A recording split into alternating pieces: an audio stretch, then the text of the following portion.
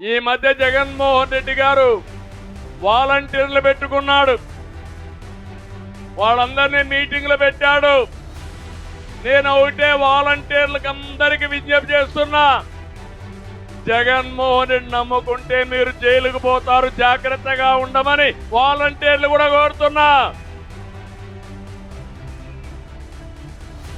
మీకు కావాలని అభద్రతా భావాన్ని సృష్టిస్తున్నాడు.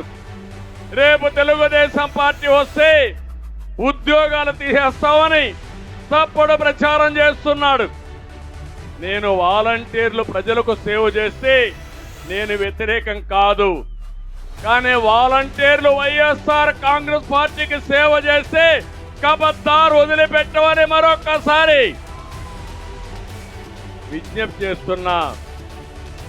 మీరు ప్రజలకు సేవ చేయండి, అందుబాటులో ఉండండి, రాజకీయాలు వద్దు.